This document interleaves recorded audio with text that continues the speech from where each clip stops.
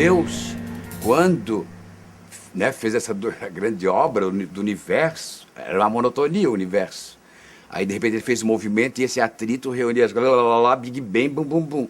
E a última obra de Deus foi a Ilha de Santa Catarina. Ele caprichou. A cidade era muito provinciana, né? Tinha todas aquelas características. É uma cidade bem pequena, ainda existiam aqueles casarões coloniais. As pessoas, né, praticamente, todo mundo conhecia todo mundo, uma maneira de dizer, né? Assim, os fins da tarde, a reunião point era no Miramar. Aí pôr do sol, a conversa arada, poesia, era um sarau, uma coisa assim, que reunia ali o pessoal que gostava de cultura, né? De arte. O Miramar Mágico não tem incomparável. Cinematográfico, no mínimo. Estou falando de 69 ou 67 ainda. Já foi uma das cidades mais bonitas do mundo, Nossa Senhora do Desterro.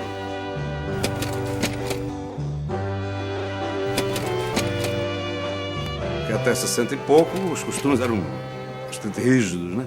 Eu era mocinha e a gente, naquela época, esperava os 15 anos para botar o primeiro saltinho alto, porque antes dos 15, nem pensar. Tentei aos 14, não consegui. Só aos 15 anos. Então a gente tinha uma infância mais prolongada. A gente era criança mais tempo, porque a vida era muito pacata. Foi uma poeira cósmica que passou pelo planeta e que fez nascer os Beatles, a Mary Quant criou a minissaia. Aqui também aconteceu isso de 60 para 70, principalmente, uma revolução na cidade inteira. Principalmente a juventude começou a se despir, não só das vestes, como dos pudores, né?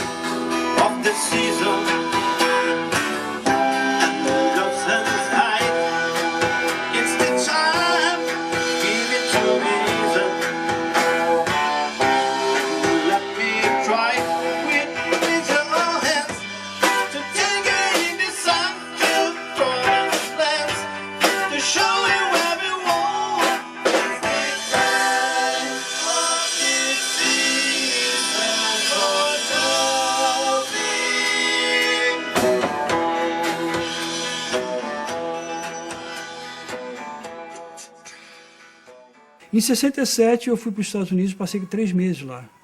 E fiquei 1 mês em Nova York lá. Eu tinha 16 anos. E, pô, eu tive a oportunidade de conhecer o Village naquela época. Assisti um show do Bob Dylan lá no Village uma vez, que eu nem sabia que era depois que eu fui saber.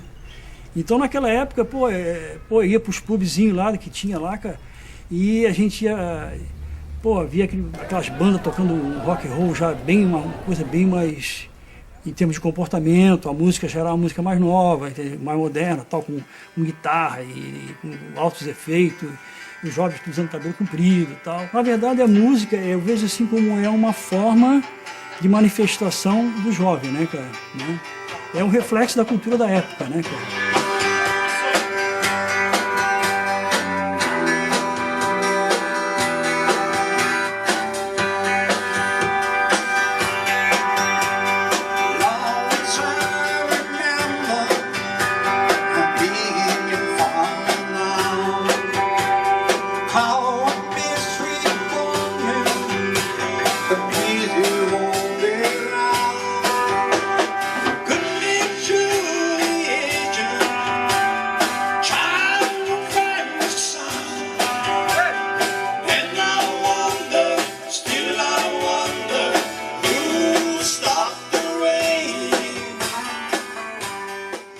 É uma coisa que às vezes eu paro para pensar assim, como hoje em dia tu depende totalmente de telefone, internet, e fica contato, se não tem o celular da pessoa, você não consegue contatar. Naquela época nem telefone em casa tinha, poucas pessoas tinham, bem menos, né?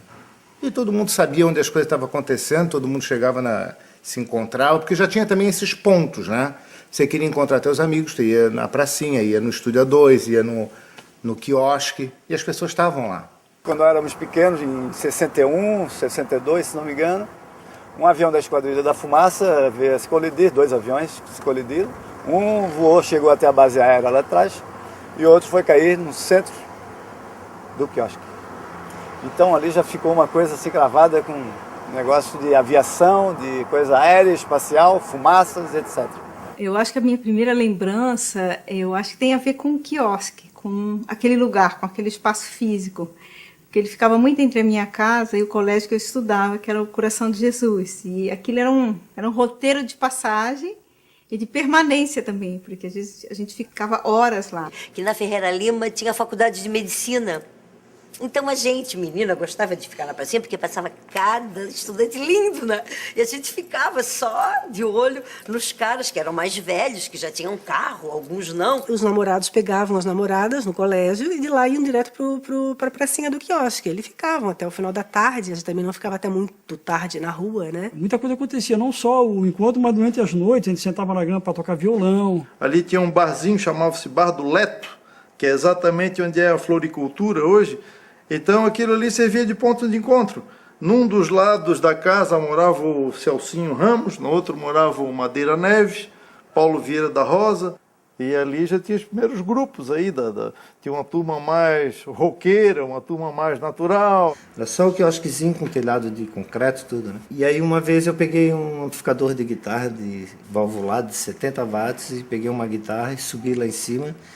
E durante 3 dias seguidos eu subia lá e ligava a guitarra e ficava tocando, mas tocando assim, ó, das 2 da tarde até as 10 da noite, né?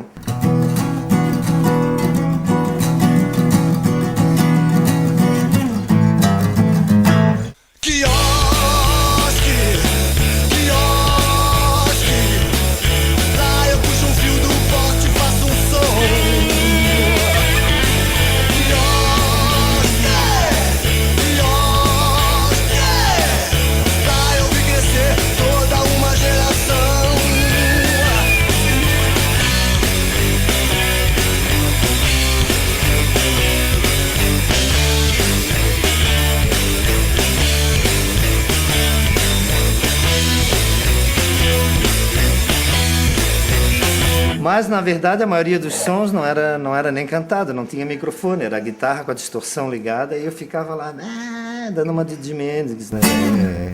Essa década começou a aparecer a maconha e tal, daí o pessoal ali já tinha uma turminha assim mais ligada, né? Que eu acho que era um agente catalisador das pessoas. Era aquela turma de gurizada que se juntava numa praça, todos eles naquela faixa dos 17, sei lá, 18 anos, alguns já tinham carro, Deba já tinha um Fusca vermelho, barbarizava ali, né, ficava enchendo o saco da mulherada e tal, cantava um pneu. Era o Niltinho Ramos que jogava óleo na esquina, no paralelepípedo, imagina, para ver os carros fazendo assim.